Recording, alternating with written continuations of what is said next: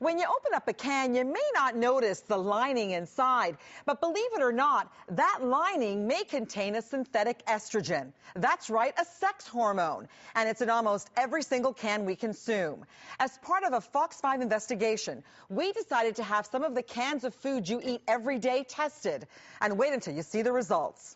This could be your table any day of the week. A delicious plate of pasta, topped with tomato sauce, some hearty soup, a tuna fish sandwich, a side of green peas. Food that millions of Americans consume daily. But wait until you see what could be inside your food. This is a chemical that the people who put it into plastic were insane. His name is Dr. Fred Vom Saal. He's a professor of biology at the University of Missouri. You may not know his name, but you probably know his work. He recently created a huge uproar within the scientific community after releasing a study on plastic baby bottles and the controversial chemical many of these bottles are made with, called bisphenol A. This is a chemical that in 1936 was considered for use as an estrogen drug. Then in the 1950s, some tricky chemists found that they could link this chemical together and it creates a hard, clear, glass-like plastic. And this glass-like plastic is sprayed into cans we buy every day. The only problem with that is the plastic is then made from a sex hormone. And it's virtually in every can of food we consume. And according to Dr. Vom Saal, bisphenol A is a big problem because he says it leaches into the foods we eat.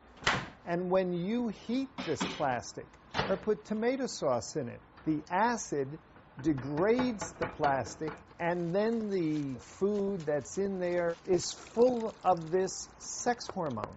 Dr. Vom Saal says they have tested bisphenol A in animals, and the results are disturbing. We started testing it at levels tens of thousands of times below what anybody had ever tested before, and found that it profoundly damaged the male reproductive system. Now we know causes brain damage, and it causes breast cancer and prostate cancer. So we decided to do our own tests of common foods we eat every day. We went to different grocery stores and purchased tomato sauces, soups, peas, tuna fish, as well as plastic containers and food wraps. We then sent them all to Dr. Vom Saal's lab in Missouri for testing. The food was removed from the cans. The cans were all cleaned, washed multiple times with water, allowed to dry, and then we put ultra-pure water in the cans to determine how stable the lining of the can was when just faced with water being in contact with it for 24 hours. The results were concerning.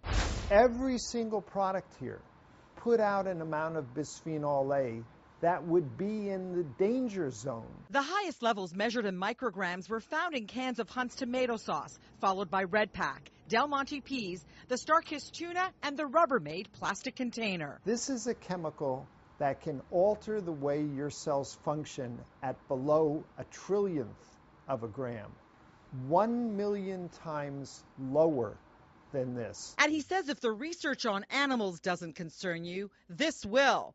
Dr. Vom Saal says when he places bisphenol A leached water into a test tube with breast cancer cells, the cancer cells multiply rapidly. These amounts would massively stimulate these cells. Bisphenol A is big business here in the United States. It is estimated that the chemical companies produce 7 billion pounds of it a year, and it's making its way into our bodies. According to the CDC, 95% of Americans have detectable levels of bisphenol A in their urine. Dr. Vom Saal says the worst thing anyone can do is microwave food in a plastic container covered in plastic wrap. Just stop doing that immediately. The hotter a product becomes, the greater the amount of bisphenol A that will come out of it. We need to have a balanced presentations about chemicals in the environment. Sharon Knies is vice president of the American Chemistry Council, a trade organization that represents the chemical companies. She says bisphenol A is safe to use. Bisphenol A has been very heavily studied, and it's been studied by many of the regulatory agencies around the world.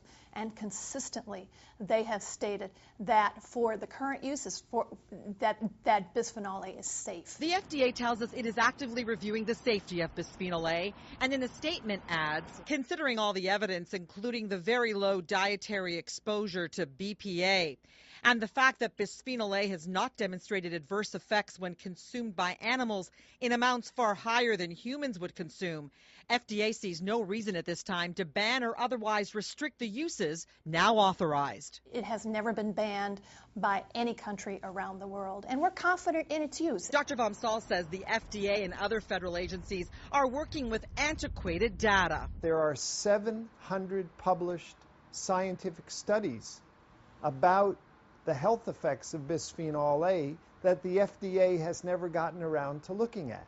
We contacted the parent companies for the products we tested, and in individual statements, the companies reiterated that bisphenol A is used in their products because it has been deemed safe and it is approved by the FDA. I'm Mary Garafello.